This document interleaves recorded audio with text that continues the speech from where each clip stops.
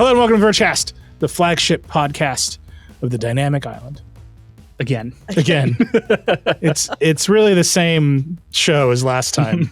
We've just slightly changed it a little bit. And now everyone has to just, as a group, agree that it's important. Mm-hmm. Yeah, but it's the most it has ever been. I'm your friend Nilay. I'm here. David Pierce is here. Hi, we're all in the studio. We're all together in and the you're studio. back. The rage that people have felt about how long you've been gone, Nilay, I cannot describe to you. I am not people, just to be clear. David's like, Totally get out fine. of here. Alex Cranz is here. I'm okay with Nilay being back. Okay. Yeah. You're sort of whatever about I'm it. happy. Yeah, it's nice. It's nice that we're all in the studio together. It is nice. I agree with that. We're going to talk about some phones. Yeah. Talk about some stuff that happened this week that isn't phones. Like, it's good times. I'm excited about that. I can spend hours talking about my newfound ability to crimp Ethernet cables, which is what I've been doing in my new home. That's what we're pivoting to. I can just talk about that the whole time. The number of YouTube channels that are like extremely hardcore and they make a lot of videos that get about 40,000 views that are just about Ethernet. Yes. And it's just a business. It's just an ecosystem over there. I love it. And they're not like huge views, but it's all very passionate. Oh, yeah. They're so earnest. It's like you're the guy who knows everything about Ethernet, and no one has ever asked you one question about it before. And now there are people who want to know. Yeah. It's like the greatest thing ever. Every now and again, you're like, oh, the internet's good. Like all these people exist. They've like built a little media ecosystem together. And if you happen to need to remind yourself how to crimp an Ethernet cable, they are there for you. That's why they're so good. I haven't crimped an Ethernet cable since I was like 19 years old, working in the college computer lab. Yes. And I was like, I remember how to do this now. That's what I've been doing. That's why I have been on the show. We moved house. I don't have a podcast set up in that house yet where it's all happening, but I now have a Cat 5e line running from my office all the way to the Verizon modem. That's very exciting. And that took a That's long nice. time to figure out. How are your 5G speeds? It's not great. Are you doing surgery? Yeah. No, I've done a number of surgeries. Where's the banana? Yeah. We do have a lot to talk about today that isn't just Ethernet cables. Adi Robertson's going to join the show in a little bit, talk about the Google antitrust trial that happened this week. And it is happening for the next 9 weeks. The government is suing Google for what they claim is the illegal dominance of search and using the dominance of search to support its other businesses in ways that are illegal, paying for default placements, killing other search products left and right. We don't know what the outcome of that will be. We don't know if the government will win. They're not doing great at winning these cases, but if they do win, you could see a breakup of Google. And this is just happening very quietly in the background. We'll come back to this later, but it's been very strange to be here not at the Apple event this week. And there's this very like Cupertino-y thing that happens at the Apple event where Apple is very good at being the only thing in the universe. Mm-hmm. And not being there, just sitting here being like, okay, new phone that's a lot like the old phone. Biggest tech trial in 25 years. and we've talked a lot about the one and not that much about the other. So I'm glad we're going to catch up on the phone. It takes 10 weeks, which is too long. Like, when Microsoft wanted to buy a gaming company, they did it in 5 days, and we were all very interested, and it was fine. 10 weeks is just like, how long can we talk about search? A lot of what's happened this week is Google's chief economist has been called to account for his emails from 2 decades ago. And it's like, all right, this is all happening. We're covering it. Adi's going to join the show in a little bit, talk about it in detail, and talk about kind of why it's so quiet. It is hard to cover this trial. Yeah, it is. But we'll get to that. We're also going to get to the Unity drama, which Alex has promised to explain to me. I swear I'm going to do it okay. It'll be fine. It's going to be great. I literally was like, I was at Apple. Yeah. So... And this was happening during Apple. During the event. Like Ash was like, can someone help me do math? And we were all like, no math, only iPhones. So all I know about this is that there are death threats involved in the pricing structure of a game engine. Yep. So we're gonna get to that because that seems very important. But let's start. It is sort of the end of iPhone week. There's a lot of what you might think of as pickup news. Like we've just asked a lot of questions and we've gotten a lot of answers. Mm-hmm. Let's start with the enduring mystery of the Thread Radio. David, do you know what's going on with this Thread Radio? No. So I think this is sort of my favorite part of the iPhone launch because there's that like 36 hours where it's just infinite numbers and information and videos to watch and all kinds of stuff. And then everybody kind of takes a deep breath, gets on a plane, and you're like, wait, what just happened? Yeah. And you guys were talking about this on the show on Wednesday, the like enduring mystery of the Thread radio. And Gen 2 and our team did a really good job of basically running down all of the possibilities. One is that there's a sneaky smart home play that Apple is going for here, where you could use your phone as a Thread border router to connect directly to all your devices. One is that even Apple isn't really sure what it's doing. One is that it got it for free with the chip that it's doing Wi-Fi and Bluetooth on. I think all of those are totally plausible. We have no idea. Yeah. I will say the thing that has jumped out to me is I put exactly no credence behind Apple saying, well, you don't know what's like, of course that's what Apple's going to say. Like Apple is going to come out a year from now and pretend that it invented Thread and have some cool feature, right? Like that's how this works. But the other thing that I keep thinking about is like Apple has made very clear to us over the years that it hates Bluetooth in so many ways. Yeah. And I think it can't replace Bluetooth for things like headphones. But it can absolutely figure out how to replace Bluetooth for connecting to your other devices. And it has the ultra wideband chip. It's doing all this stuff. But if you can use Thread as just like a free way to get rid of this awful power hungry standard that no one really likes, that makes a lot of sense to me as a thing Apple might do. There's a long road to get there. You have to put it in all devices. You have to put it on all the phones. But like, if you were going to start somewhere, it makes sense to start with the iPhone Pro. It makes sense to sort of slowly trickle it out. And then in 2 years, they're going to have a big smart home event and tell us all the cool things they've done with Thread. Like I can see how we get from here to there. What would the cool things be? Just like This turning off bulbs? Yes. What are the cool things? I mean, I like to turn, like using Thread is nice to turn off bulbs. I enjoy it as much as you can enjoy doing that. But like, no, the answer is we made the smart home work, right? Like if I'm Apple, I'm looking at Matter being like, well, that's a gigantic disaster. We'll figure that out eventually. Matter is the long-term answer. It's not the short-term answer. Yeah. But what Apple can do is come out and say, like, we now have a solution in which you go to your iPhone and you hit the button that says turn my lights on, and it connects to the lights and turns them on. No other steps. Yeah. Yeah. That's powerful and would mean things to people. You don't have to worry about your Hue bridge. You don't have to make sure that your network is working. You don't have to like, you have a device, that device is over there. You hit a button, it turns on. And that's an Apple story. Without needing Wi-Fi. Right. Which is the best part of again, here's my question. And I believe you that it is unlikely that Apple announced it without a plan. But it's weird that they announced it without a plan. Well, they didn't announce it though, right? They did. It's during the keynote in the bento box, and it's in the press release. Yeah, but they could have just not told anybody about fair. it. But also, do you remember when they upgraded the Home app and they were like, it's for future architectural improvements? The hell does that mean? Like Apple, I really genuinely believe Apple thinks the smart home is for nerds and is just like very slowly building up a thing that at 3 years from now, they're going to be like, we've invented the smart home. And it starts in that little radio. It's going to be like a slow zoom on a light bulb, and then it just pops on. Yeah, right. And they're going to be like, wow. No. This is they built that entire house that they do their announcements in at WWDC. Oh, yeah. Right? They're like Apple's smart house, where like beautiful people are doing beautiful things all the time, and like someone's making a pancake, and a HomePod Mini's like opening a garage. Like they can't retcon not having done that. They absolutely can. They absolutely can. There will be a birthday party. The lights are going to pop on. And everybody's going to go, yeah. wow. We've got a number of emails with Thread theories. I think the most interesting ones are all about local connectivity. A lot of people think, will this be better for connecting to smartwatches or AirPods? Mm-hmm. The answer, and you should read Jen's piece. We'll link it. It's very good. Yep. She basically ran everything down, as David said. And she's got a bunch of actual reporting from people at other companies who use Thread. Like Google product managers are in this piece talking about what they would put Thread in a smartphone for, which is really interesting. So go read that piece. But basically the bandwidth of Thread is not going to let you build that like tiny personal area network that people are talking about at this moment. And then there's a lot of like, is it for presence detection and all this other stuff you can think of? And the problem with that is that Bluetooth Low Energy does exist.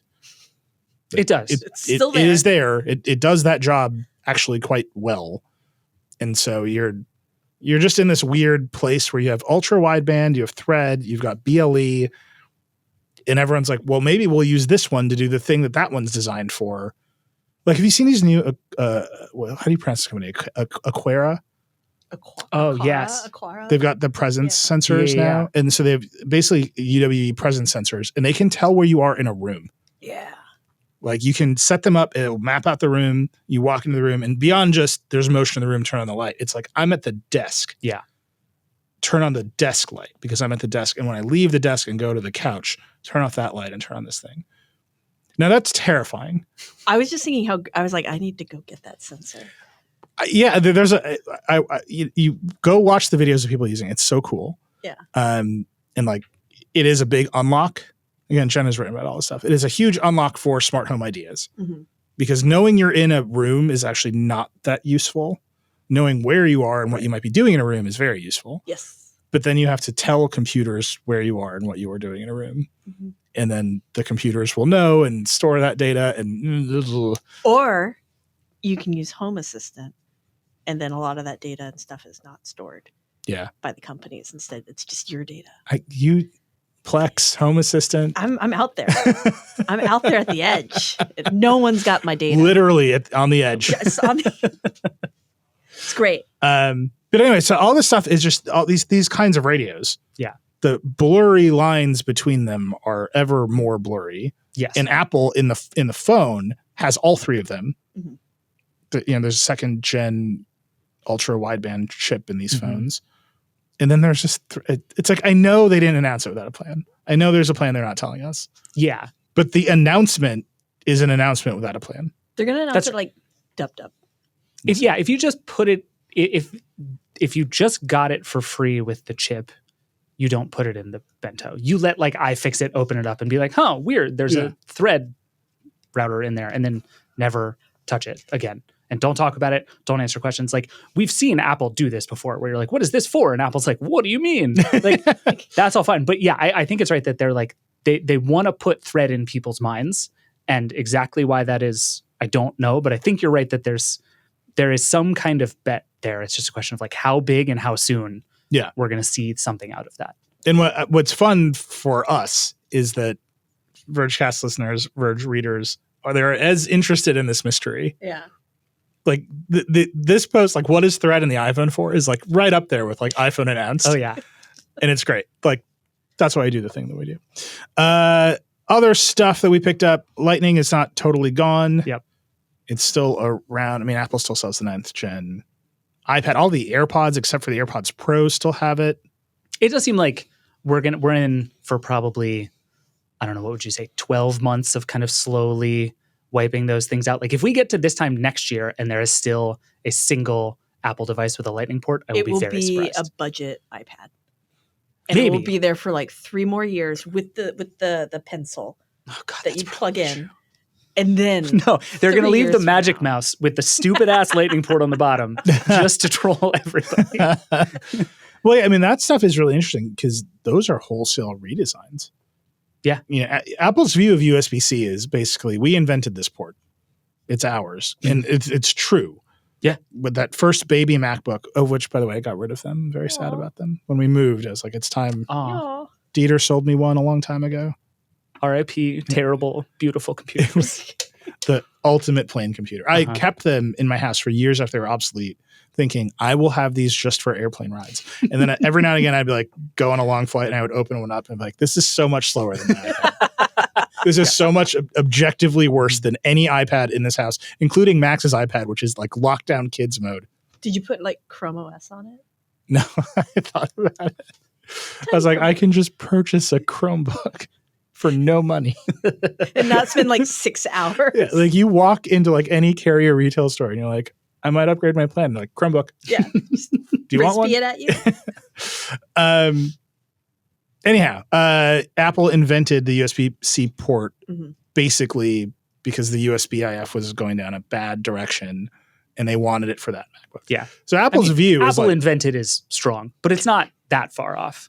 Well, it's like it participated heartily. Apple probably deserves more credit than any other company for the existence of USB-C, but like a lot of people made USB-C, which is why USB-C is good, right? Because everybody sat in a room and agreed this is the standard. We're going to live with it. Yeah, but like in that room, Apple had a knife. Sure. It's like Google and Chromium, right? Like Chromium is technically an open source browser and you can do whatever you like with it, but someone from Google will stand outside of your house. Yeah, exactly. Like Apple's like, we know where all of you live. You have our phones. Right. We've handed your iCloud credentials to the Chinese government. It's just the thing that we've done.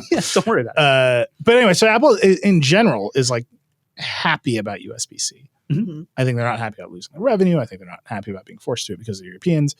But you can't just switch the 9th gen iPad to USB-C. You have to re-architect that product. So I think that just gets phased out. Yeah. AirPods Max. Apple doesn't even acknowledge that this product exists. Weird. And I see more of them than anything else. Yeah, they're clearly very popular. Yeah. Always on the planes. Yeah. Like I think that I need to buy them when I get on a plane. I'm like, well, everybody has them. I should have them too. They're everywhere. Have you ever stopped to ask these people, like, so tell me about the case it came with? Do you use it? Yeah, never see the little purse.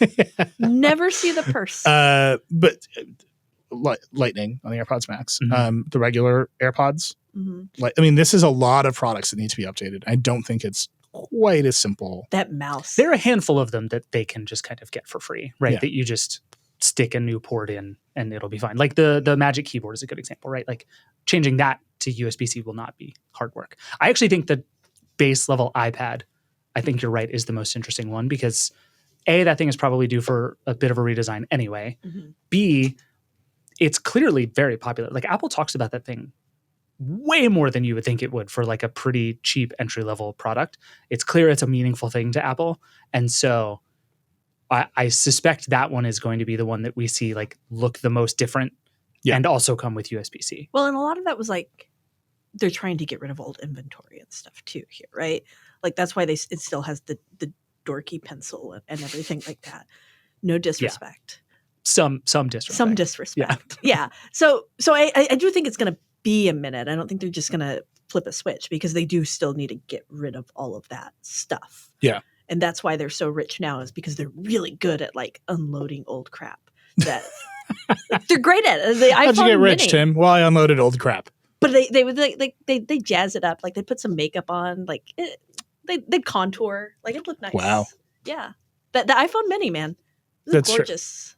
It was a gorgeous old phone, just like the iPhone 15. Now so dead. I just saw so dead. Our producer has one, and it's the cutest little thing in the world. Andrew Marino, our producer, just bought another one, like a psychopath, because it's about to be gone forever. Liam, our other producer, is holding like, God, the Vergecast, what a disaster of a show this is. Just all minis. There's just iPhone minis. They're just waving them at us. They're the last. This is like two. Walt Mossberg at the end of the MacBook Air run. He just bought like 2 of them. Yeah. To have them in case Apple screwed it up in the future. That's smart. I would do that. That's good. Speaking of USB-C in general, we've learned a lot about the port and what it will support. And basically the answer is everything. Like Apple did this the right way. Yeah, it seems to be. They had a moral obligation to, David. That's what gets Apple to do things. So Backbone 1 controllers are just going to get upgraded and they're going to work with the iPhone. And I actually saw some Backbone folks at the event. They were excited and they were just handing out the Android Backbone controllers there were a lot of games reporters there. Yeah. So that's cool. Like it's cool that just works.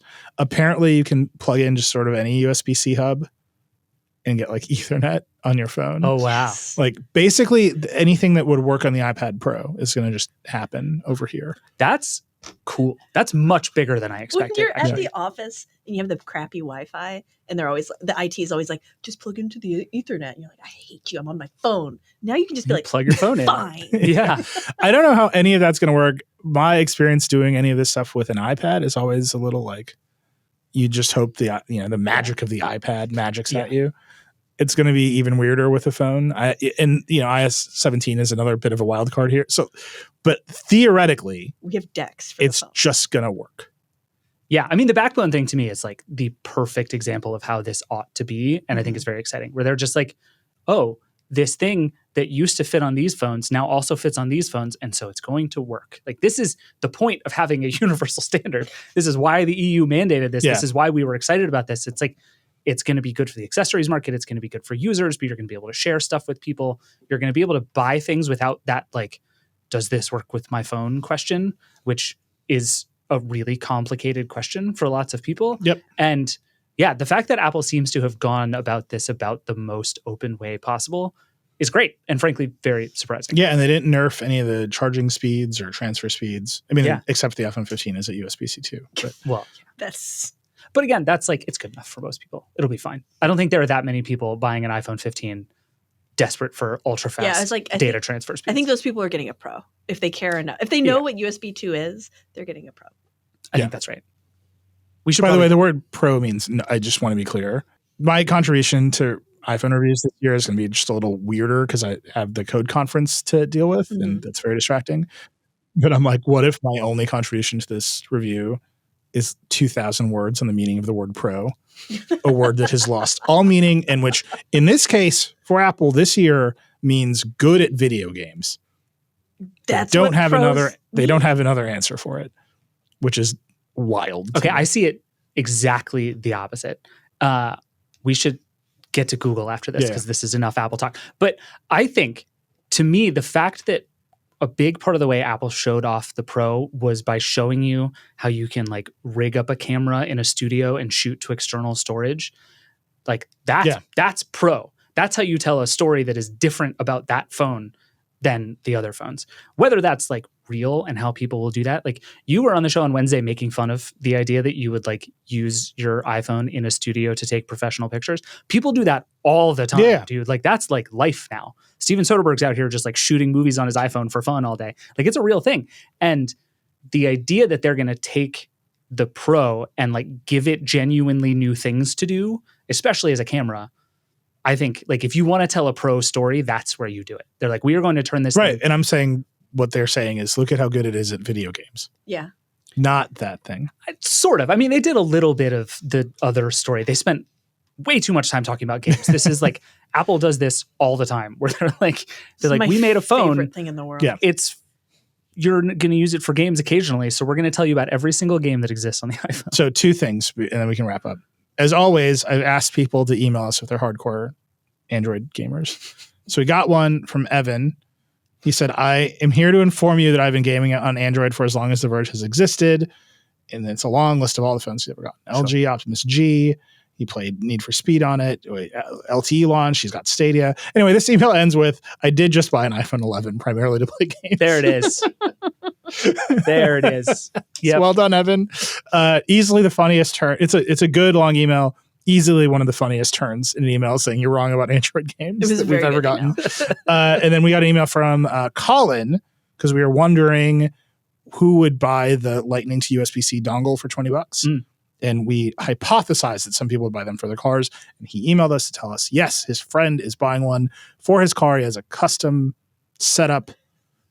And it's apparently easier to pay $20 for the dongle than to tear open his car and put in a USB-C cable. Custom setup with a built-in Yeah, man. Cable? That's incredible. I love He's this probably guy. one of these people with like an iPad in the center of the car. Oh, yeah. Oh, yeah. Well, Colin, we want pictures of your friend's car. So get in there. But there are some people out there who are buying the dongle because they have basically fixed Lightning cables. A lot of like coffee shops are going to buy the dongle. I also think a lot of people are going to buy the dongle because the idea of buying an entirely new cable feels annoying. And I'm going to spend a lot of time like running around to relatives being like, don't buy the dongle, buy a new cable. It's the same price. It's going to be fine. Everything's okay. Like I'm going to end up with just like a giant, bucket full of 2-meter long USB-C cables. And just every time I go into a room with family members, I'm just going to start hucking them at people. Everybody's going to have a little rat tail on the bottom of their phones because they always have to have that That's dongle. long, like people did with the headphones. And lastly, I'm just going to say this. Mm-hmm. I've heard that not everyone at Apple pronounces it Heath. Whoa. Wow. That there's more diversity of pronunciations inside of Apple Inc. Tell me more. Well, I was just like, does this whole company call it Heath? And then some people contacted me and was like, not all of us say Heath. You can't share. You don't want to disclose your short sources. This is some of the most sensitive reporting I've ever done. We appreciate it. And I'm just saying, Heath might have been pushed out into the world. But it's out there now. If you're the one on one on camera, you get to decide how it's pronounced. And it's Heath. It's Heath now. All right, we got to take a break. That is enough iPhone stuff. Indeed. For a week. We'll be back with Adi Robertson to talk about US v. Google, which is a big deal. We'll be right back. All right, we're back. Adi Robertson's here. Hey, Adi. Hey. So there's a big trial going on in secret. I don't know how else to describe it. It's like the government does not want us to know that the other part of the government is suing Google. I think that's kind of true. I mean, I just think back to like the Sam Bankman-Fried trial starts in a couple of weeks, and there's tons of people talking about that. There was the Microsoft Activision Blizzard trial. There was the Elizabeth Holmes trial. Like, we've had a run of these very high-profile cases. Apple v. Samsung. We've had a run of these over the last few years, and this feels by far like the one that is getting the least attention, despite being potentially like the most consequential by a million miles. Yeah. It's very strange. I think it's because Google's just really good at like flying under the radar. Because even with the Google v. Epic. Oh, that's what I meant. I said Apple v. Samsung, and I meant Google. I mean, that one happened too. Yeah. I meant Apple v. Epic. Like they all happen, right? Like Apple v. Epic was a big deal. Yeah. Google v. Epic, we were like, yep, now they're doing it. I mean, Google has also been trying to keep like as much of the trial under wraps as possible here. Yeah. Yeah. So just unlike their phones. That's very good. So just to lay the stage here, then I want Adi to talk about what's actually happening in the trial. It is impossible to cover this trial. There's no audio stream of it. There was an audio stream very briefly. Yeah, of just the opening arguments, but none of the witnesses. There's barely a schedule. If reporters go into the courtroom, they can't have devices, so they have to take all their notes longhand. It is just ridiculous. Yeah. Like, the government might get to a place where it breaks up Google, and the process by which that is happening is basically impossible and opaque, because we cannot just cover it unless we send someone to the courtroom every day for 9 weeks to take notes with a pen, which we are thinking about doing. And obviously other larger competitors like Bloomberg and the Times are doing. But you just contrast that with all of the other trials, and for some reason these decisions have been made. I don't know. I find it very frustrating, obviously, because I think about Google all day, every day. But this is the trial where, Google putting out memos to its own employees saying, we do not use words like lock-in. Yeah. Or scale. Yeah. Right. We don't use the word leverage when we talk about search. Like, they're instructing their own executives how to email each other. They're in trouble for destroying evidence in this case. Yeah, there's that amazing message where Sundar Pichai, the CEO, popped into a Google chat group and said something to the effect of like, we should talk about this. Can we turn off history for this chat session? And then that's obviously the last message anyone can see. And yeah, I mean, Adi, my impression, and this is based on very little except just thinking about incentives here, is that Google has everything to gain from burying as much of this trial and process as possible, right? Yes. I mean, with the caveat that it's not going to matter if a judge is like, we're breaking up Google. Google is still getting broken up, even if it is in secret. And again, to be clear, that's one of the less likely outcomes. Yes. But yeah, I think that it benefits Google to not have to deal with a lot of the arguments being made here, as it would for really most plaintiffs, like as it would for Apple in Epic versus Apple. And then there's also a lot of other companies implicated here. Like, obviously, this is about Google's deals with companies like Apple. And so Apple has appeared and tried to get its executives out of testifying. So there's really just a lot of companies here and a lot of very sensitive information going around. And so on one hand, it's not really surprising that they would try to keep a lot of this secret. But on the other, it also means that you don't hear as much about what the Justice Department is saying Google is doing. Yeah. And the case fundamentally turns on these deals, right? So the case was pretty wide ranging. This has been going on for 3 years now. Yeah, it was 2020. The first suit was filed. Yeah. And so it's like all things as it approaches trial, it's been narrowed down to a handful of issues. The most, I think, important and relevant one is Google's deals to be the default search engine on the iPhone and other platforms. So, of course, the Justice Department wants Tim Cook to testify. And Apple's like, no, no, we're not doing it. And look, that makes sense. They want to do that. But just, again, I'm just coming back to this. This week, while Apple was announcing pretty light refreshes to the iPhone, that captured all the attention. But the trial in which the Department of Justice is saying the deal in which Google pays Apple money to be the default search provider on the iPhone is anti-competitive and illegal is like totally under the radar and impossible to cover. And I just think that's weird. I think it's also just easy to be sort of cynical because we've been seeing these cases try to make a dent in companies for years and years and years. Like there was this entire gigantic, ostensibly bipartisan techlash starting in really about 2016, building up 2017, 2018. And nothing happened. Yeah, I think it's really easy to look at this and go, it is very, very hard to win an antitrust case. The Federal Trade Commission, which is not the one bringing this suit, but which is part of the Biden administration's attempt to get antitrust to happen in the US, it has had a couple of really high-profile losses. Epic versus Apple it means that Apple is going to maybe have to do something that Apple has been fighting tooth and nail to not do, but it's still basically determined, look, Apple can just charge these fees. I think that it's very easy to look at this and worry that just nothing's going to come of it.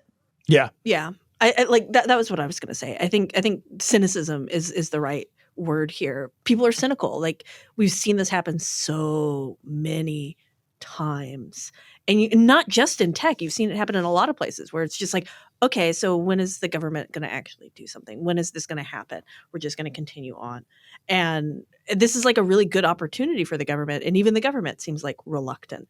Right? Like they could probably make this a lot more public. They could make this more of a show. And it might be in their best interest to like get the public support behind it. But even the government is playing it so safe. You're like, well, you're playing it that safe. Are you really going to do it? Well, there are many branches of government. Three, I'm There's told. 3. So, I don't know why the judge in this case, Judge Mehta, is logging it down the way he is. Obviously, Google wants it that way, and there's requests and there's private stuff. But like, not having audio streams of the witnesses seems I just don't understand that at all. And then there's the DOJ, which is they're prosecutors. Mm-hmm. They're not supposed to do it that way. Yeah, right. It's like there's a little bit of a gap there. The thing I would give you is the same week we did watch the European government successfully pressure Apple into changing the port on the iPhone. Mm-hmm. And that's a good outcome. And even in our videos, like our hands-on video, where we're like, Apple changed it, the comments are like, the Europeans changed it. Yep. Like people understand the mechanism by which the change was made. Yes. Well, and that's what we've been talking about in the US for the last couple of years, right? Is that like a clear part of the FTC, which again is not involved in this particular trial, but what they're trying to do is sort of lose in such a way that it eventually we have to legislate answers to this. And it's like what the EU did was make laws. Yeah. There was no big court case about the Lightning port. They just made a law about common chargers. And it feels like that's if our system worked better, it might be different. But so the EU has made a lot of laws about Google search. So many. They have done more aggressive enforcements about Google search than would ever be contemplated in this company, down to designing the startup flow of an Android phone. And Adi and I have been talking about this for years. None of it has worked. Like Google is dominant in Europe. When you open an Android phone, it asks you if you want to use Chrome. It asks you, it has a browser ballot and a search engine ballot, right? And no, everyone's just like, okay, like we're going to pick Chrome and Google because I bought an Android phone. Like, what else do you think I'm doing here? DuckDuckGo. Adi, do you see any similarities between that version of the European enforcement, which has been unsuccessful, and what is happening in this case? I mean, that entire thing you've just said is kind of Google's argument is, look, even when we don't get the default placement, even when we don't do this thing that the Justice Department is saying is illegal, we win. So clearly, we're just the best. I just want to say that is my absolute favorite thing that has been happening in this trial so far is Bing is everybody's punching bag. like Google's argument is essentially Microsoft makes Bing the default on Windows in the same way that we're the default in lots of places, and still overwhelmingly people choose Google because Bing sucks. And And the government's case is, well, Bing sucks and nobody uses it, and that's Google's fault. and it's very funny to me that like it's a shame that there's not a better product to argue about here. Yeah. And I think it just kept coming up over and over and over. And like in a funny way, if Google wins this case, I think Microsoft is going to have been a huge ally for Google in winning this case. Because what Google is saying, and Adi, I don't know if this was your impression, but listening to the opening arguments over an AT&T conference call, which was very funny for an antitrust trial, just but the overwhelming thing Google kept saying was like, we are not the company with infinite resources that is able to do whatever we want and outbid everybody to do everything, because Microsoft exists. Microsoft is also a $1 trillion company with limitless money to do whatever it wants. They keep trying to put Bing in front of people. Windows exists. Microsoft has a long history of doing antitrusty things, and Bing still sucks and nobody uses it. And I actually think, like, of all of the Google arguments I have heard so far, that is by far the most compelling to me. I don't know, Adi, did you read that differently on the first day? Yeah, and I think that the Justice Department is trying to counter it by basically saying the reason Google is so good and is so untouchable is because we all agree here, Bing, it sucks. Okay, they're not that strong, but they is that Google has so much data from searches that it basically got this flywheel effect of just being able to get default placements. So then people type things into Google, and then Google learns how people search for things, and then Google can deliver better results. And then this just keeps going. And even though Microsoft has tried to do things, it's tried to set its own defaults. It has partnered with Yahoo, a thing that's come up to do a data sharing deal in order to get more queries, that just hasn't been enough. Yeah. One of the things that Judge Mehta asked, I think like within the first hour or so of testimony on the first day, was he asked the DOJ lawyer, how long has Google been a monopoly? Which I thought was a really interesting question. And I think the answer was it has been illegally protecting that monopoly since 2010, which assumes that it was a monopoly before that, right? I think he was saying it's had really heavy market power since about 2007. Okay. So I think, and then yes, it's been illegally maintaining the monopoly since 2010. Right. And so that's the DOJ's argument. But what I think is really interesting there is, like, obviously Google came out in 1998, and no one is debating the fact that Google, at least for a long time, was vastly better than everything else and won purely on the merits. Mm-hmm. And then what we're debating now is, did it go from winning on the merits to buying merits and essentially making it impossible for anyone else to do to, like, Google what Google did to Alta Vista and everybody else 25 years ago? And that turn and trying to figure out like where it happened and what it looks like is, I think, why we've come down to these default deals, because ultimately that's the question, right? Is like Google's out here saying there are a million ways to find information on the internet, and the DOJ is saying like general search, which they keep calling it, is this different thing from what TikTok is and what ChatGPT is. But they have to figure out, like, okay, when did Google go from just objectively being the best search engine and so everybody uses it, which is not illegal, to being the best and making sure that no one else can be, which is a much trickier thing than like what Microsoft did, which is just like boot Netscape off the internet. And I don't know, it just set us off down this kind of odd path where like it's almost not obvious what everyone is arguing at any given time, no matter what side. This general search thing is ridiculous. Like the FTC, what they've done a bad job in many of their cases. Like they did the entire Activision trial and forgot to mention cloud gaming. And then they lost. And then they were like, in the background, like, we're going to appeal on cloud gaming. And it's like, that was the argument the whole time. Here, the DOJ, I think, is getting suckered into this. Like every antitrust trial comes down to like, what is the market? Yep. Let's have an increasingly esoteric debate about what market is being dominated. And then obviously Google's like, the market is the use of computers. And we are but one tiny fraction of why one might compute, sir. Right. And then the DOJ is like general search, which means fucking nothing. And the answer is like, no, it's searching the web. Yeah. There are a handful of products that search the web. Yep. People use them all day long. And there's one search engine that matters on the web. To be fair, that is what their definition of general search is a thing that searches sources that is not sources beyond one site. On the web. Right. But that definition is like, it's so not like if you tried to explain that to a normal person, you'd be like, all right, so there are sources beyond one site. right? Like, you're like, I'm not even going to say the word web to you.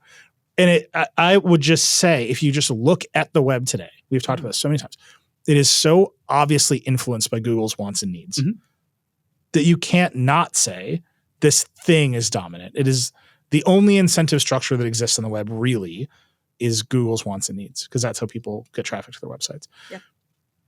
Okay, like just start, and the DOJ has just been suckered into this conversation about general search and whether the kids are using TikTok. Right. And like, that's totally different.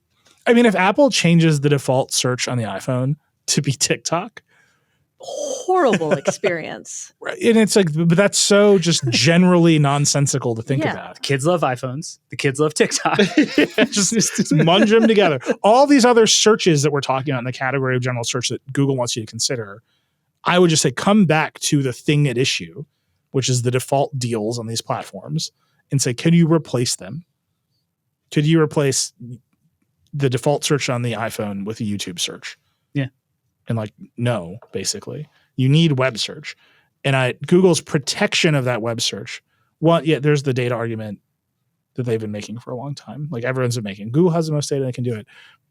But next to it, Adi, are these like vertical search engines like Yelp and these other companies that are like, we're much better in these very specific domains, and we can barely even get to a customer because of Google's deals. Yeah. Which was a bigger part of the case originally and then got trimmed out of it.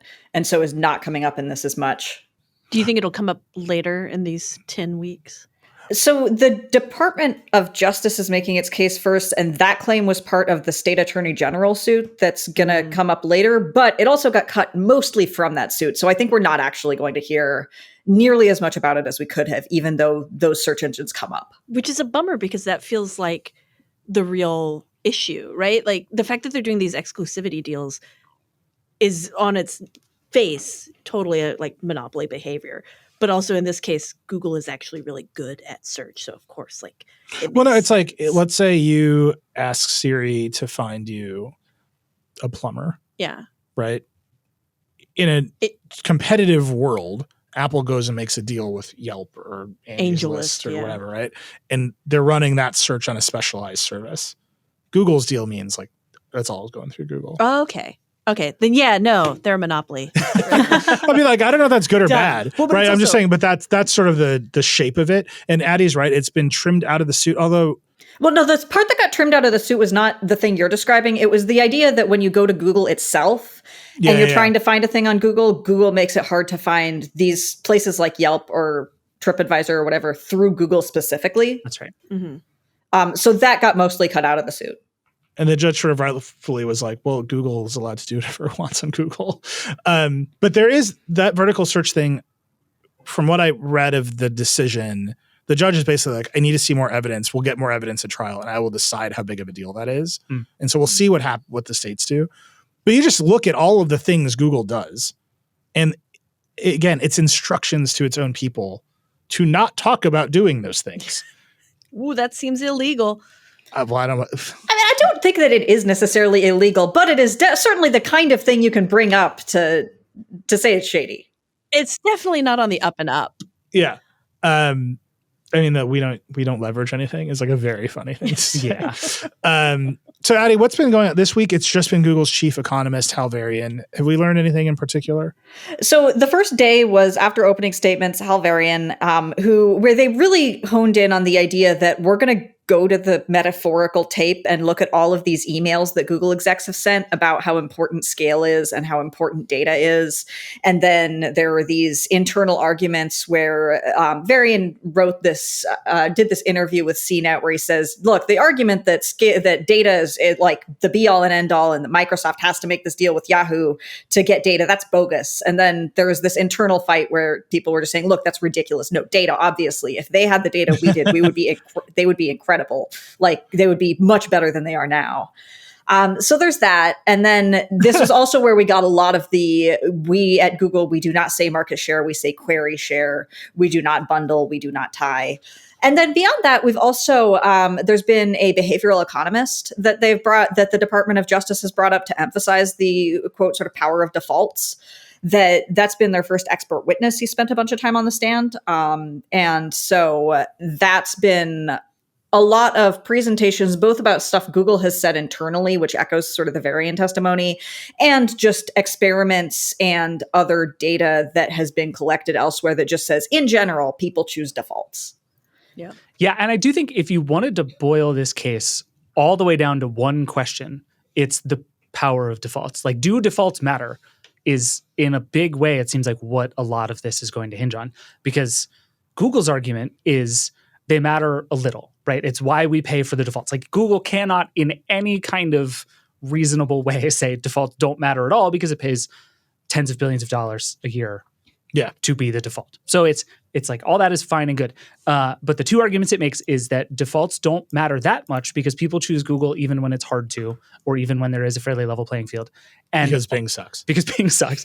And also that we only pay to be the default because we're the best product. Everybody tells us we're the best product. That's the only thing that matters. The end. And then the DOJ is out here saying, no, you are the default.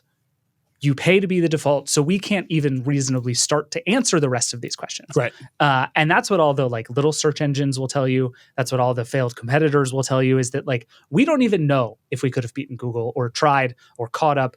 There's no runway. There's no way to even get into this space. Right. You just wrote the obituary of Neeva. Basically. Yeah, and Neeva has already come up a bunch in this trial. And Sridhar Ramaswamy, the CEO of Neeva, who used to run the whole ad business at Google, is going to take the stand during this trial. Like, that is a key part of the argument, is like defaults are so important that because Google pays all this money to be the default, we don't exist.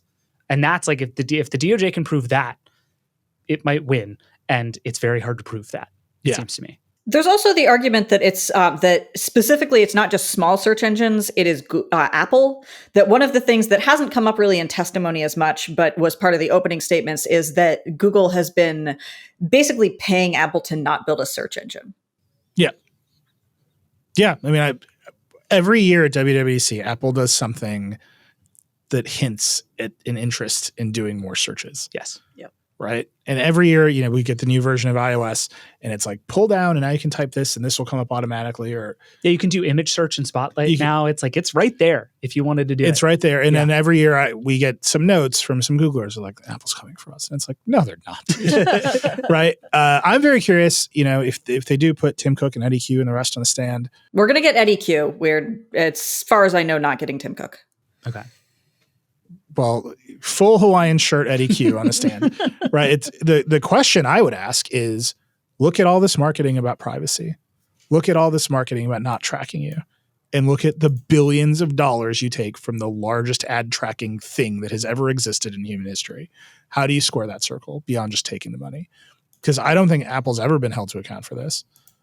Certainly people have tried asking, and they're like, people love Google. And that's the end of it. Like, Google's available in the App Store. The App Store has created more economic opportunity for people than ever. And it's like, where did you go? Like, come on home. One place that has already kind of come up is with Mozilla. And Mozilla is another company that says a lot of things about privacy and the open web and believing in the internet, and also takes a lot of money from Google every year to be the default search engine in Firefox. And Google's case, and this has actually worked in Google's favor fairly well so far, it seems, is that Mozilla at one point stopped using Google as its search engine provider, signed a deal with, Adi, was it Yahoo? It was Yahoo. Okay. Ooh. And then went back to Google for exactly that reason, Alex, because that's the face everybody makes when they have to use Yahoo search. And so Google is like, they had choices and they picked Google. And I think hilariously, the Department of Justice's counter to this is that Yahoo could have been viable, but it was so expensive to beat Google that they had to lard down their service with ads that suddenly made Yahoo search awful.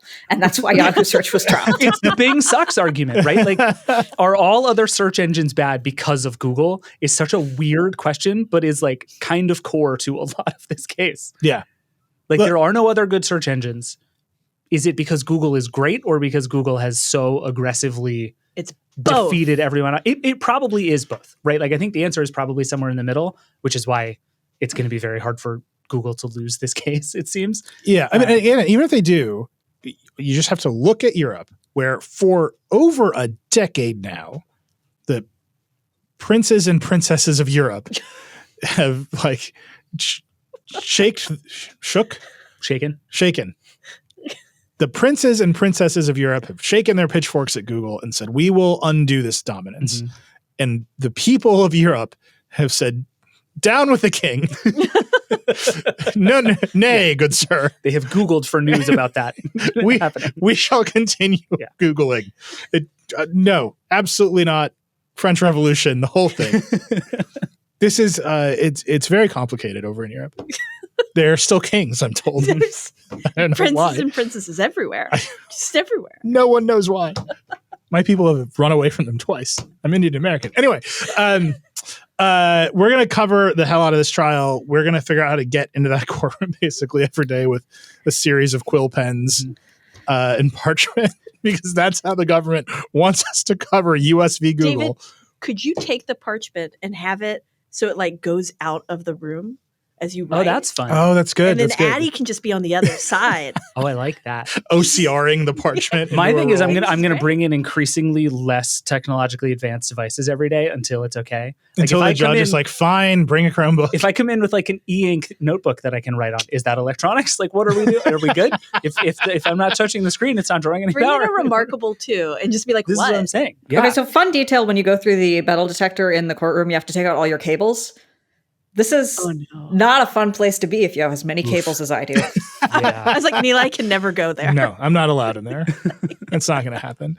We're covering the hell of this trial. There's going to be a bunch of big witnesses on the stand. Yep. We're going to get as much coverage to you as we can. I think it's a big deal just because no one pays attention to Google search. Like, we have been running this series about Google search and what it means and Google turning 25 all year. We'll link it in the show notes. David's Neva pieces in there, our Google Reader pieces in there. We have a bunch of SEO stories coming about the culture of SEO. I think they're going to be really good. And what has been apparent in doing those stories is that Google hates it when you talk about search as anything other than like water. Yep. They're like, what? Search is just the oxygen of the internet. It's just around you at all times. It keeps us all healthy. And it's like, no, this is a business that you ruthlessly protect and instruct your people to never discuss in words that sound ruthless. And that gap, I think, is what this trial, even if the government loses, the trial will narrow the gap in the perception of Google search as just a benign thing that happens. Right. In a very, very ruthlessly run business. And I say ruthless, I don't mean that in a negative way. I think Google does a good job of running its business and making a lot of cash on Google search and then funding a bunch of shit it shuts down 2 months later. Right. Like, that's the engine of Google. It's basically its only business. And then a little bit of YouTube, and then a little bit of Google Cloud. But like, it's search that funds a whole bunch of stuff. Yeah. And Google wants you to think about it as this like inevitable thing that just sort of has to exist the way that it does in order for the internet to work. Like you're saying, they want you to think it's water, and it is like a series of very specific choices that people made in how this thing works. And if nothing else, we're going to learn a lot about the choices. Yeah. And we'll do it with quill pens and parchment if we have to. Okay, we got to take a break. Adi, stick around. We're going to take a break. When we come back, I need you and Alex to explain what is going on with Unity to me. We'll be right back. Okay, we're back. The show is way over. There's gigantic drama with Unity, though. It has gone completely off the rails. They changed the pricing structure in the middle of the Apple event. Yep.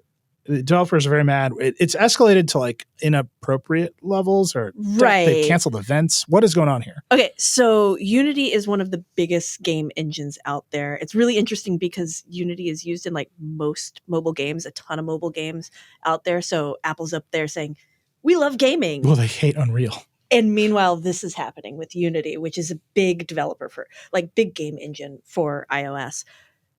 They are raising their prices specifically if you reach, like, if you sell enough product, then you're going to have to start paying them for every download. So every install. Yeah, every install. So Monica and Allison are just going to bankrupt companies as they review new products. And people are because they install the games on all these phones that they review. Right. So basically they've walked some of it back. But if you're making, I think if you're a smaller developer and you're making like over $200,000 a year from your game, you're going to have to start paying these fees. And if you're a larger developer, and I think it's over $1 million a year, you're going to have to start paying these fees. And these fees like are fairly small. What is the argument for per install fees? Money? But like, certainly, has Unity made any argument that's no, like, that's part of the frustration here. The frustration is less about the money being asked for, because a lot of the developers are like, yeah, if this is a cost of doing business, that's a cost of doing business. This was communicated to us in the worst way possible. In the middle of like a big Apple event, it gets communicated. There was no prep. Usually they'll go to like bigger developers and be like, hey, we're thinking about charging you more money. None of that happened in this case. And Unity is really like digging in on this. Every single time we'd get another thing, we'd get another report from a game developer saying, oh, we're going to just delete our game rather than have to pay this, which is what the Cult of Lamb developers said. I think they're still going to keep their game up. And there are a couple of really specific big problems too. The first being that it's not even necessarily clear how they track installs. That they're basically saying, yeah, we have this model. It's totally data compliant with data regulations, totally not privacy invading, also totally accurate. And also it totally won't, if somebody decides they hate you and they want to run a giant like install bombing campaign to drive up your costs, it will also totally not include that. But no one has really figured out exactly what that means. And second, that installs are just not a thing that inherently makes developers money. So they're charging for this thing that doesn't actually tie directly to revenue. Right. And that's what's got people pissed, is this thing just feels really, really egregious to them. It feels like it came on really, really quickly, and there's zero communication. Unity's just saying, yeah, we know you pay us every year to use our engine. Now you have to pay us more. Oh, you've had this game you developed on this engine for the last 10 years. We'll either learn a new engine or cough up the cash. And that just feels like extortion. It's not legally extortion, but it sure feels like it to developers. And how real do you think the threat is from all these developers who are saying basically we'll leave Unity instead of pay these fees? Looking into that, I think it's, for a lot of them, it's not realistic. If you've got, that's got to be a gigantic amount of work. It's a huge amount of work. So for most of them, it's probably not realistic. But a lot of them are saying, well, I'm never going to develop in Unity again, and I'll probably pull those games, right? Life is long. Yeah, if you're a big developer, you can afford to pull a game that's made you a little money and you don't want to pay anymore and go off and do something else. So it's kind of wild that Unity did this. And the theories are, everybody's got a theory on why they did it. The most common one is they like money, which is fair. A lot of people think it might be because of Genshin Impact, which is huge on mobile and makes a lot of money, and Unity would like some of that. And has been established, Allison Johnson downloads 650 times a year. Yeah, very true. Yeah. So here's a question I have. So you mentioned the iPhone. Adi, Apple's pushing into spatial computing with the Vision Pro. They basically need game engines to make a bunch of Vision Pro stuff. And Unity is core to that. Like, Unity is a big deal in that world. It's big, and Apple hates Epic, which makes the big competitor. Right? Like, Unreal is not going to show up on Apple platforms as the alternative to Unity anytime soon. They're different engines. Like, Unity is better for Monument and Valley and smaller games like that. It's graphically intensive, but it's not like that photorealism. You don't see that as often in Unity games as you do in Unreal, which makes sense because that's also less like taxing to the processor, which is one of the reasons Unity is so popular with Meta. Also because deals were made and stuff like that. But it's still one of the you have fewer options for developing 3D and spatial games than you do for developing 2D games. And Unity is definitely one of the huge 3D options, because there are plenty of games that are 3D but not photorealistic, including a lot of like VR games. Right. Yeah. So I'm just wondering, is in the midst of all of this, just turning the screw one time, you've covered VR more than anybody that I've ever met. This has some huge impact on how Apple's relationship to developers is going to go as they roll out the Vision Pro, right? Like, if all the developers are mad at the main engine, where else are they going to go? It's a very good question. And it's partly a question Ash is actually doing reporting on right now. Like, there are alternatives that you can use. One of them is Godot, which is an open source engine, which is very tiny and is very hard. But yeah, it's a good question whether that's a thing that makes Unity feel like it can flex. Right. That's kind of what I'm wondering. Like, where's this leverage coming from? Like, if you're like, we're going to piss off everyone, usually it's because you can't. Like, you're Reddit. I was just going to say, this is what Reddit did. Yeah. Reddit's like, we need more money. We're going to piss off everyone. And then we'll just wait. Go? Yeah. And they just waited. And some parts of Reddit are still just a mess. But they just waited, and it's fine. Because where are you going to go? Who's the competitor? And there's just an echo of that in this Unity conversation, especially as it relates to iOS, because the thing that is the natural competitor is at such odds with Apple at the corporate level.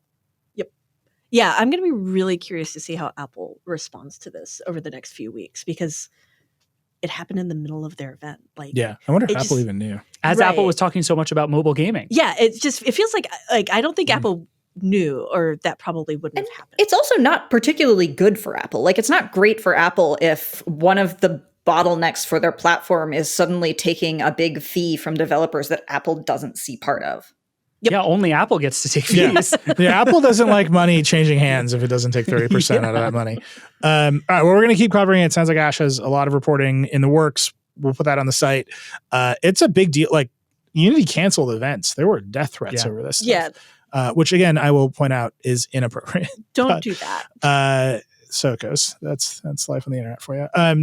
There's a bunch of stuff on the site that isn't Apple or the Google trial. Bose just overhauled its entire lineup of headphones.